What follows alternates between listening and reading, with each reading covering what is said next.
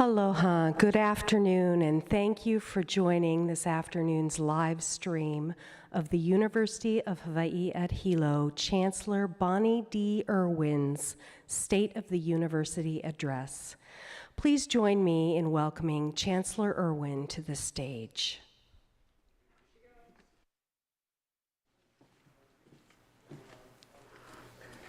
Thank you, Lee.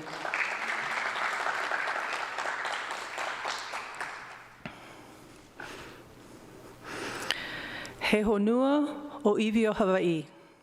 Nona ka poe o iwi a ka aina. Oia na kanaka Hawaii. Aia kia kula nui ma kia a hupua'a o Waiakea ma ka moko o Hilo. Kuno ke kula nui o Hawaii ma Hilo. I ka ho'oike ke ake kula nui o Hawaii.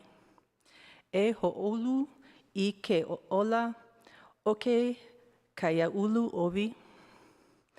Mau ka hana kalaiki ma nā kahua kula he umi o ka onehana papahana ho o iwe kula nui I ka paia o Hawaii Papukeao. He leo aloha kea I ka poe a pau e a koa ana I Anei. Hawaii is an indigenous space whose original people are today identified as Native Hawaiians. The university is in the land division called Waiakea in the district of Hilo. The University of Hawaii at Hilo aligns with the University of Hawaii system commitment to fostering the well-being of indigenous communities through academic processes put into effect with its 10-campus system-wide transformation called Hawaii Papukeao. This land acknowledgement welcomes everyone who gathers here. Aloha mai kako. A little over a year ago, I was preparing to deliver a State of the University address, the first that would have been made by a University of Hawaii Hilo chancellor in several years. COVID-19, however, had other plans for us. And so I ended up incorporating some of those remarks in Zoom sessions and in blog posts. However, as we emerge from the pandemic, it is time to take stock and look ahead. And thus I welcome you into this physical and virtual space today.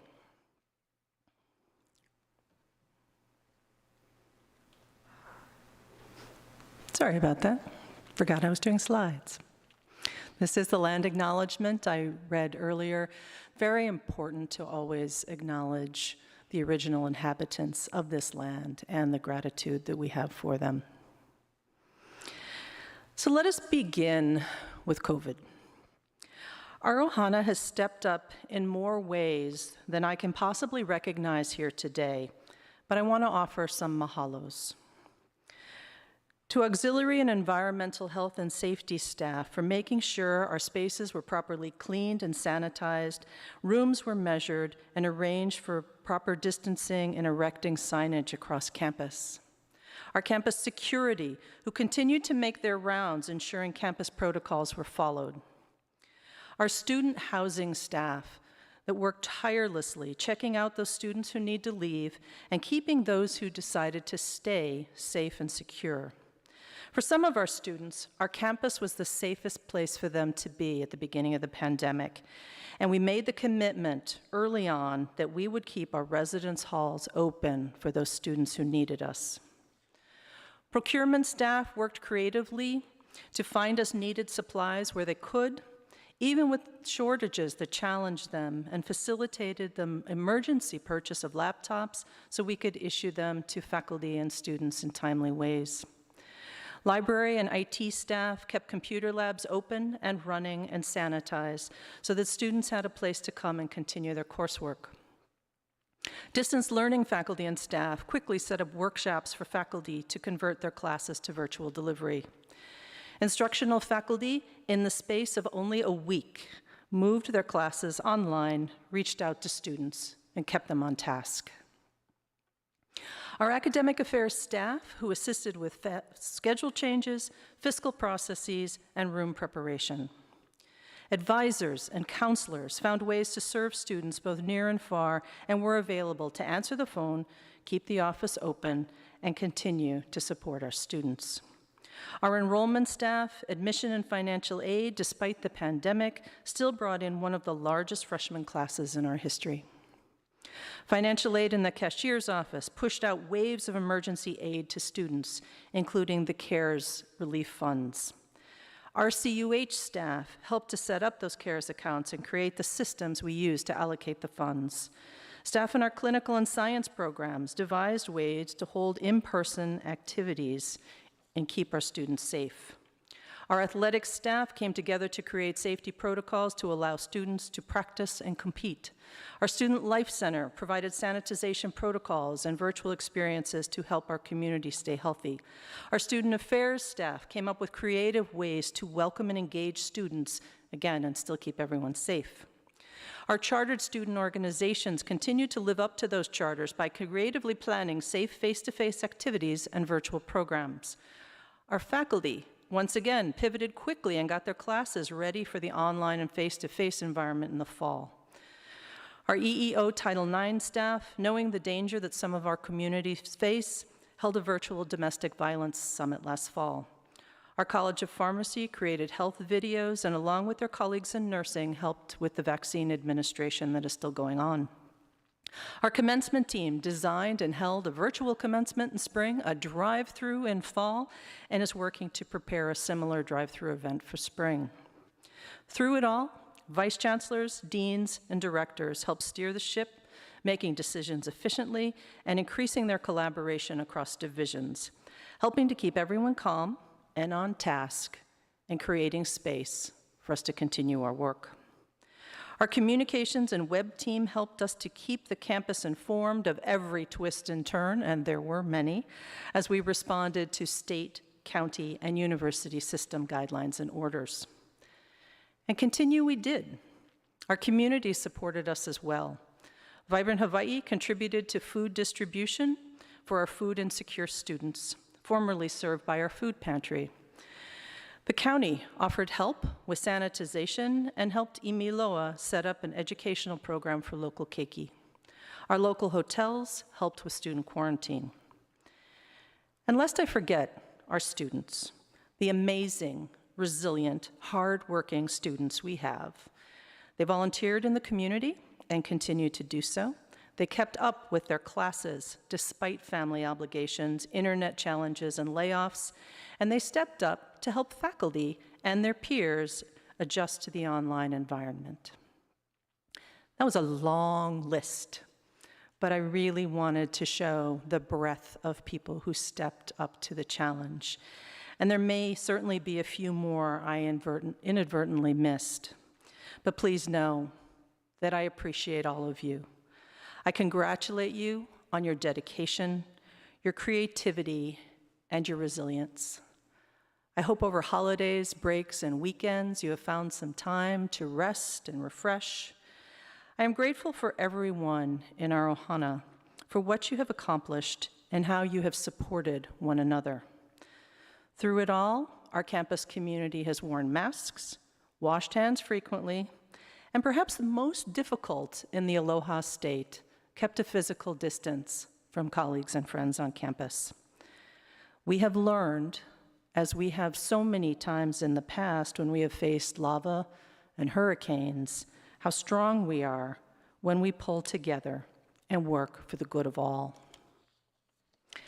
As we approach the end of the academic year, I have one additional COVID-related request for everyone. Please get a vaccine. If you do not have a medical or religious reason not to get a vaccine, get a vaccine. It is our kuleana to keep both our campus and island community safe. Universities are institutions that lead the way, that follow the science, and take responsibility. Please get a vaccine. Despite all of the challenges, the general state of the campus is good, and I believe the outlook is bright. Here is a snapshot of our fall enrollment. We were once again named by U.S. News & World Report as the most diverse national university in the country. And you can see the evidence of that here. We still serve considerably more women than men, which is a nationwide trend, but something that we need to definitely pay attention to, particularly as it pertains to our on-island students.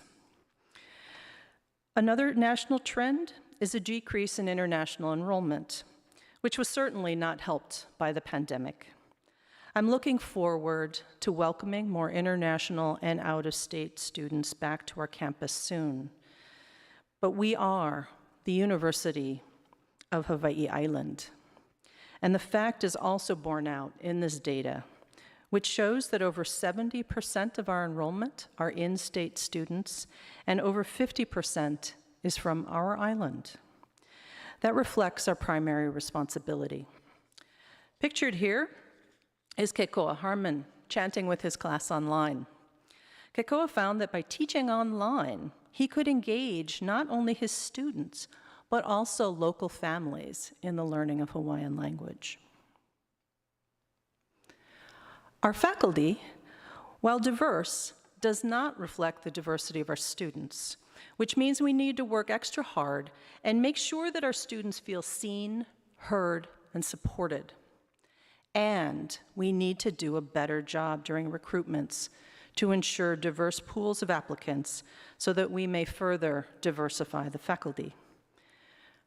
The good news is that the majority of our faculty, 178 out of 271, are tenured or tenure track, which provides stability to our campus and our educational mission. Pictured on this slide is Mariani Takamiya of the Physics and Astronomy Department. She's one of our international faculty members, and she spoke of the way she values our diversity and the fact that the campus is a melting pot of ideas. As is typical in a regional university, our staff diversity does reflect that of our campus and our students. I'm especially proud of the fact that so many of our staff are alumni. When a graduate opts to stay at the university from which they got their degree, it speaks well to the support they felt they had as a student and the quality of their experience. Their own journeys through the university enable them to better assist students in their journeys. Chelsea K. Wong, pictured on this slide, started working in the registrar's office as an upward-bound student intern and now directs the unit. Our diverse ohana is a tremendous asset to our community and to the education we provide. Our students become accustomed to living and working in a diverse environment. Our diversity is our strength, a fact that we have communicated to our accreditors at WASC in our recent institutional self-study for accreditation. So let's turn to some trends that we're seeing. Our total enrollment decreased from fall to fall. Student enrollment in fall 2020 was 6% less than it was in 2019. Given the way enrollments across the country decreased due to the pandemic, however, I am pleased that we held on as well as we did. Before the pandemic, we were definitely starting to change the trend, with the enrollment being down only 1% from 2018 to 2019. First-time freshman enrollment trend is more positive and continues to grow. The work of the Educational Advisory Board, along with our dedicated admissions and financial aid staff, has definitely helped here, as well as the efforts of people across the campus and the effort they put into open houses, answering questions from prospective students, and just generally supporting prospective students' journey into the campus. Business, psychology, marine science, and kinesiology and exercise science remain our most popular programs. Our transfer numbers, as you see on the other graph, are down, due in large part to a decline in transfers from our sister campus, Hawaii Community College. This decline speaks to the need to strengthen and streamline our pathways from the UHCC systems to, as well as from other colleges, actually, in the Pacific and on the continent. So we need to look at what we can do to make sure transfer students want to come to UH Hilo and have a good experience here. We continue to serve first-generation students well. Alongside this data is a photo of Nina Cardosa, a graduate of Honoka'a High School and now a doctor of pharmacy. She was able to get a college degree and pursue her chosen career close to home because of UH Hilo. Many of you who are alumni might also have been the first in your family to graduate from this university. If you're comfortable, share those stories with students. They will be inspired by your success as they strive for their own. On this slide, there are two trends I'd like to draw your attention to. Pell recipient numbers are down, which may at first look like a good sign, but is more likely that students of limited means are finding the path to college very difficult and choosing not to try. And so we need to work on that. The CARES federal relief money and other emergency aid we delivered to students certainly has helped, but it is an area to which we must attend. How can we work hand in hand with the community, make sure families know about the various kinds of financial aid that are available, fill out those FAFSAs, and find a way to get to our doors. Our number of students of Hawaiian ancestry remains robust, accounting for over a third of our enrollment and growing. Serving these students is a major part of our Kuleana as a Hawaiian serving institution. So we should all be proud of those numbers and that trend. Our freshman to sophomore retention is good, but could be better.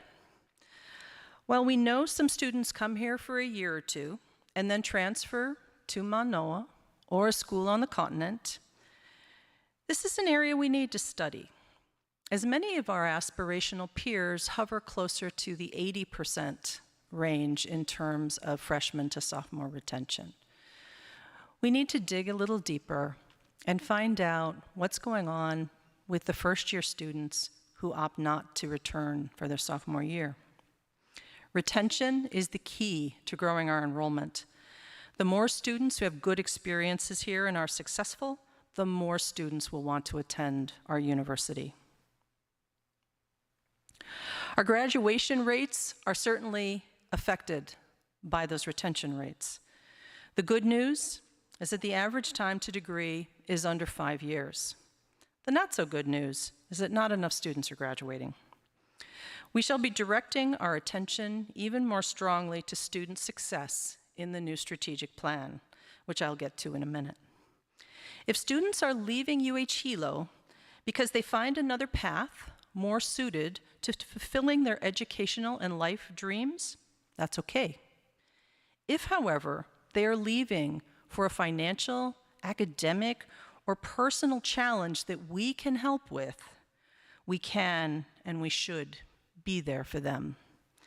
A student leaving college with debt and no degree, which happens far too often across the higher ed landscape, is a situation that we must do whatever we can to mitigate here at UH Hilo. For those of you who are not fans of bar charts and line graphs, here's much the same information on our strategic direction scorecard. We should be rightly proud of the fact that most of these indicators are green. Despite the fact that enrollments are down, we are meeting our targets for degrees earned. I'd like to draw our attention, however, to the credits to degree section. Most, if not all, baccalaureate degrees should be able to be earned in 120 to 125 credits. And while we are moving these measures in the right direction, we need to look at our transfer pathways and find out why students are taking on more than a semester's worth of extra credits to graduate. We've been talking about budget a lot this year. And while I am more optimistic about the next few years than I was several months ago, we need to stay fiscally conservative. Mahalo to all of you who have found ways to save large amounts and small amounts over the course of this last year. Despite the decrease in state funds, we are still fortunate in Hawaii that the state picks up nearly half of our costs, which means that we have fewer expenses that we have to pass on to families. As you can see from this graph, however, we are still heavily dependent on enrollment for revenue. Through conservative budgeting, we have been able to keep our tuition reserves strong, which will enable us to make investments in our future. In the long term, diversifying our revenue through grants, donations, and other sources will help us stabilize this budget. The legislature still has not decided on our government funds budget for the next biennium, but it is now looking as though the cuts will not be as deep as the ones the governor originally proposed. We have been able, for example, to reinstate the sabbaticals that were postponed last year. I am grateful for the understanding and patience of those faculty that we asked to wait a year before taking their sabbatical. This is much the same data along with expenses in a pie chart, which our budget director knows I am a big fan of. It's easier for me to kind of see the numbers in a pie. But here you can see that the balance between what we call G funds, our state appropriation, and tuition dollars, making up the lion's share of our budget, and most of those going to the expenses. One reason that we have a little bit of breathing room this year is the Higher Education Emergency Relief Funds, the third wave of which we are expecting soon.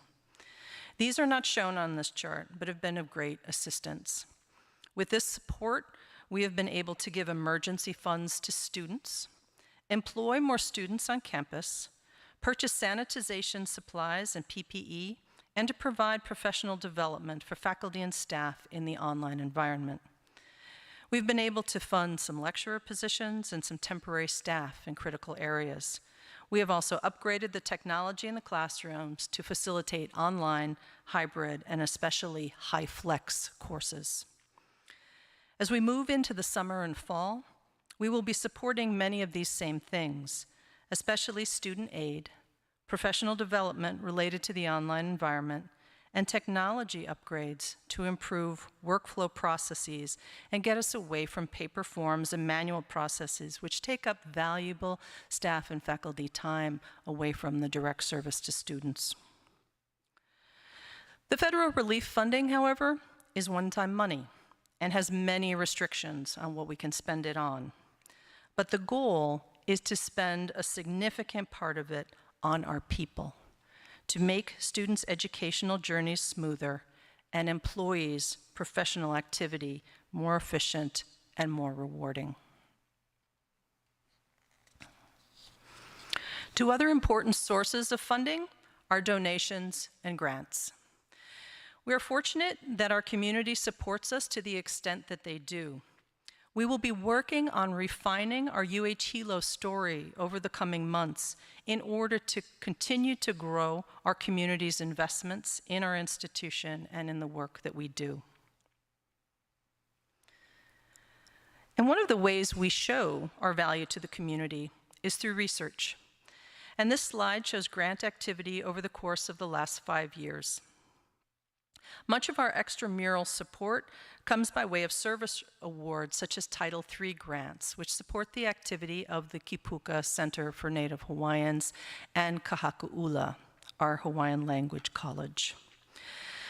Despite their teaching responsibilities, our faculty bring in significant funding for their research also, much of which enables our students to get valuable research experience alongside those faculty partners. The Campus Research Council working with Vice Chancellor Roney, is working on ways to give faculty more support in applying for competitive grants and their research in general. And on this slide, you see a few examples, all of which are featured in our UH Hilo stories. Examples of research on our Aina and ocean environments, from whales, coral reefs, taro, and ohia, and the way the work of our faculty and students benefits the Aina. Further enabled by drone technology and data science, research at UH Hilo makes a difference in our environment. So much of what I've covered in the foregoing slides and all of the charts and tables is available for further review on our website on the Institutional Research, UH Hilo Stories, and Long Range Budget Planning Committee websites. But I know many of you have logged on to hear more about where we're going and not necessarily where we are today. So we will now talk about that future. Strategic planning activity was already well underway when I arrived in Hilo nearly 2 years ago. I read the materials from the pre-planning activities and visited with units across the campus to talk story and hear what the strengths and concerns of this campus were. I heard about the desire to work across college and divisional lines. I heard pride in our hands-on learning opportunities and a wish that we could do more. I heard well-deserved pride in our diversity, but I also heard from those who did not feel that we were here for them. I saw potential everywhere and a desire to enroll more students and to serve those students better. On one level, our mission is simple. We exist to educate students, to confer degrees and certificates. But I know for all of us, our mission and vision are so much more than that. The University of Hawaii at Hilo exists to improve the quality of life on this island, in this state, and in the Pacific region. Our purpose is to empower leaders who will cultivate opportunity in our communities. We challenge students to reach their academic, personal, and professional goals through hands-on learning in our rich natural and cultural environments. We recognize that one learns from many sources, as you have seen on the bottom of each of these slides if you've been looking. A'ohe, paukaike, I ka halau ho'okahi. And thus we recognize that our campus Ohana has much to learn from the Aina and the community. A learning institution must be an institution that learns. And in order to learn, we need to listen to our students, our community, and to one another. Through all of this listening, 3 strategic goals have emerged. The first, supporting student success with a focus on equity. Second, strengthening our relationship with our region. And third, supporting and strengthening our campus culture. Goal 1, improving student success with a focus on equity. I mentioned earlier that our diversity is our strength, but that is only truly meaningful if we focus on equity and remove barriers to opportunity, fair treatment, and access for all. We must believe that all students can learn. Diversity goes beyond racial and ethnic identity and includes gender identity, sexual orientation, one's unique abilities and challenges, and one's background and lived experiences. Imagine a UH Hilo where every student feels supported in their identity and their life's journey. The newly constituted Committee for Excellence in Diversity, Equity, and Inclusion has already begun this important work, but they cannot do the equity work alone. It must become part of everything we do. If we attend to our mission, our enrollment will rise. A student-ready institution focused on student success is an institution in which transfer students feel affirmed, rather than thinking that maybe they missed out on something by starting elsewhere. An institution focused on student success is one in which every employee knows that they play a role in ensuring that our students thrive. This can be as simple as asking a student what their goal is for their education, or asking them how their midterm went. It includes smiling when we see a student on campus, or helping the student find an answer to a question and not just send them to another office. I keep a tea leaf rose on my desk, given to me in fall 2019 by a student who was in crisis. While I could not solve the crisis for her, as we found ourselves on opposite sides of the Mauna Kea controversy, I could listen. And this tea leaf rose reminds me to make the time to listen and to lead with my heart when I can. An institution focused on student success is one in which academic and student affairs units collaborate, where faculty and staff collaborate, and where we make decisions with students in mind. This is the goal. I love this photo. I love photos of graduates generally, but this one in particular speaks to me. That's not to say that we can meet every single need of every single student, but it does mean pushing ourselves outside our own comfort zones for the sake of our students, and always with equity at the forefront. At a UH Hilo focused on student success, every student, regardless of background, will have access to the best that UH Hilo has to offer. As more students persist and graduate, more students will choose UH Hilo because they will see it as a place where students flourish. In order to create this student-ready institution, we will listen to students and prospective students. We will analyze our policies and processes to make sure that they are equitable and supportive. This work has already begun. The Lumina Foundation is helping the entire UH system do an audit of our financial aid policies to make sure that we are as equitable as possible. We will continue to strive for a welcoming environment in which students have role models who look like them. We will study our data to determine which programs are most successful for our students. In order to create a student-ready Hawaiian and Pacific Islander serving institution, we will continue to ground our work in Hawaiian values. We will work on continuous improvement of both academic and support programs so that students will not only thrive on our campus, but also be successful when they graduate.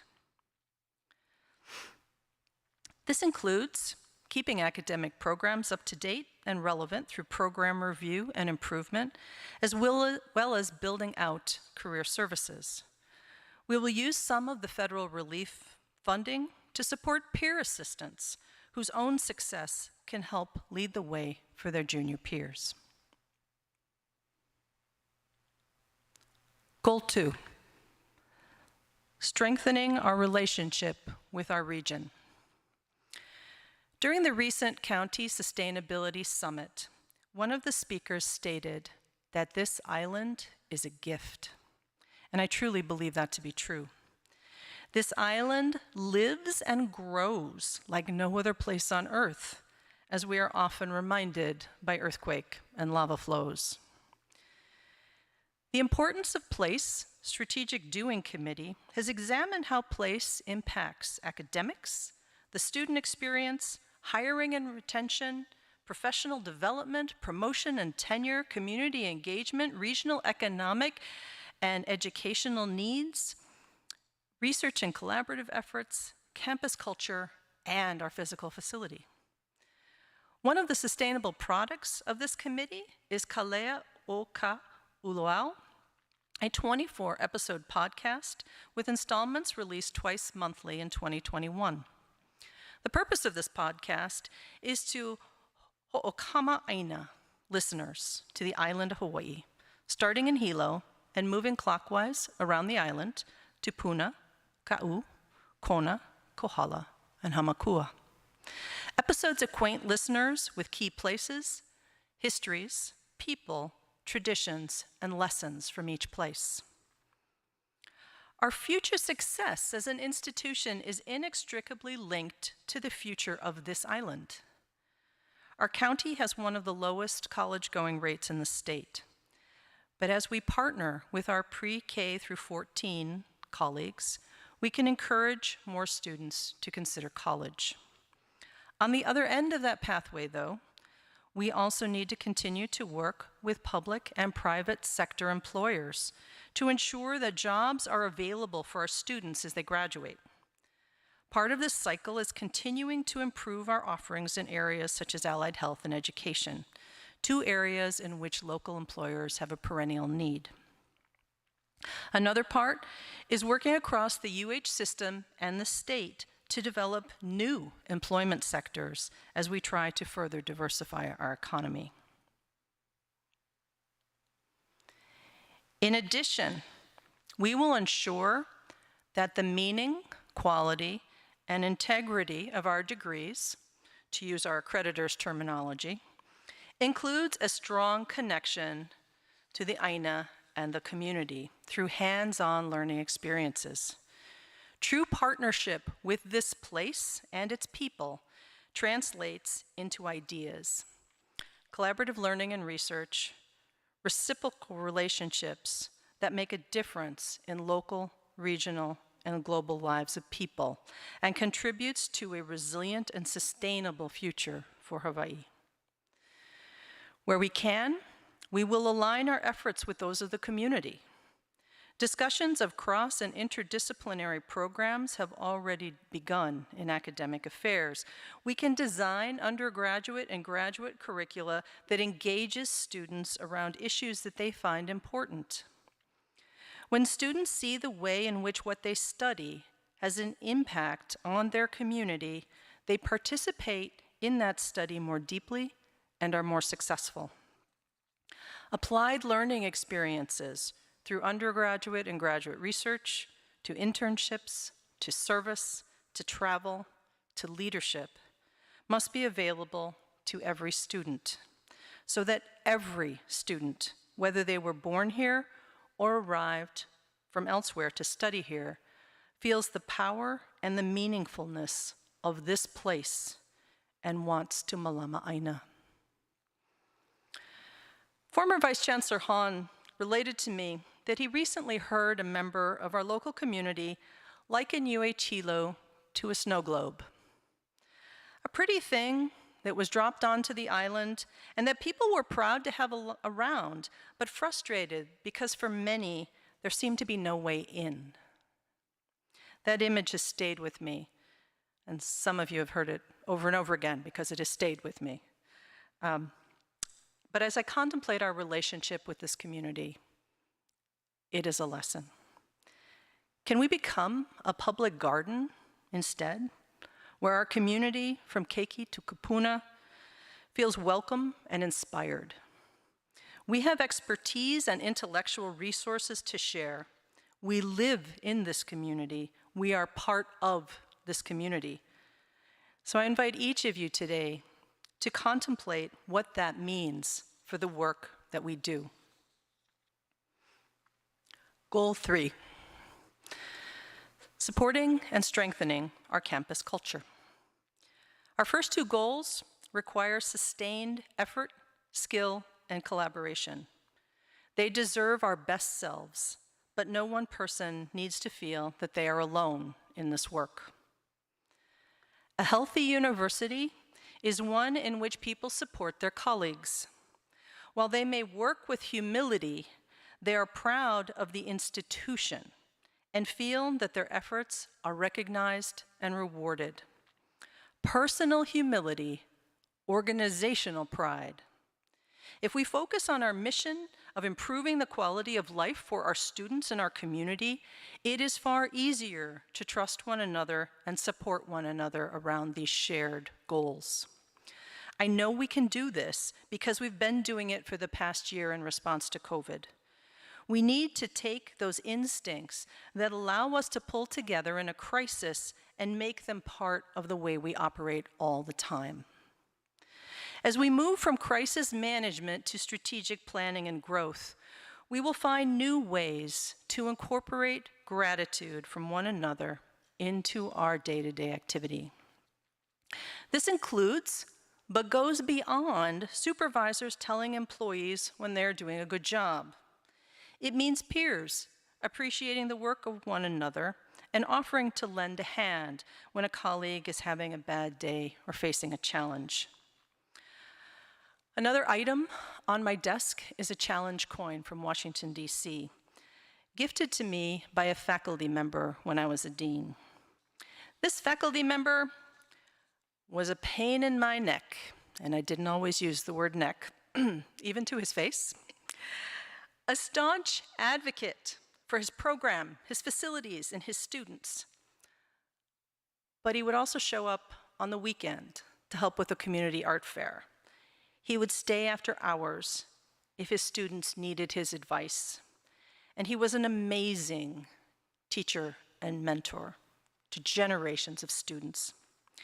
I keep the coin on my desk to remind me that even dissenting or difficult voices are worth listening to, and that I should look past surface disagreements to see the contribution that each member of our Ohana makes to the success of our students.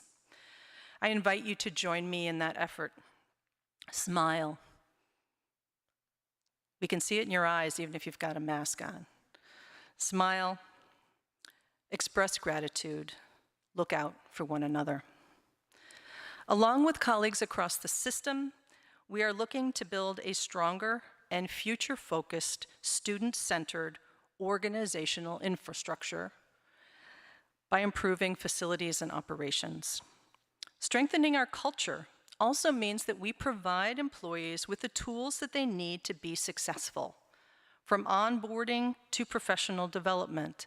And it also means that we hold each member of our Ohana accountable for their responsibilities.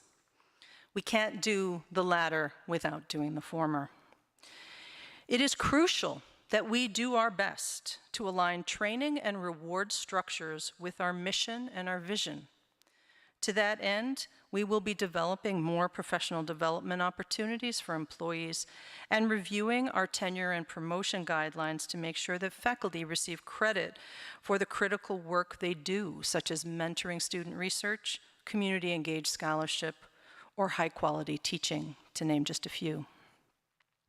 The equity values that our first goal area outlined must also be applied here to faculty and staff as we review our policies and procedures to make sure that we nurture our diversity and support equity. So in the coming weeks, we will circulate a draft strategic plan that further elucidates these goals, has some strategies and actions along with them, and an action plan for the campus and community comment. These 3 goals may not encompass everything that every person might want to see, but they will enable us to build on our strengths and create a sustainable future for our university and our community. Too often in the history of UH Hilo, good ideas have arisen, thrived for a moment, and then faded when a single advocate moved on or the funding ran out. In a post-pandemic UH Hilo, we do not want to go back to normal. We must rise up and do better, guided by our values and building on what we have learned about ourselves over this past year. By focusing our efforts, partnering with community, and paying attention to our students' needs, we can and will institutionalize and sustain successful initiatives, as well as hold space for innovation and evolution. We will need to make strategic investments of time and money to forward these goals and build on our strengths. We will need to figure out what we can stop doing in order to hold space for the things that will forward our vision and be the university our community deserves. In the end, the 3 strategic goals I have outlined today come down to commitments. A commitment to our students, a commitment to this place, and a commitment to one another. Let these commitments guide our journey as together we fulfill the potential that UH Hilo has always had within it. Our students and our community deserve no less. We know who we are, and we know what kind of university this island needs. We know we are strong, and we know we can do this. I mua and malama pono. And by the way, please get a vaccine. Thank you.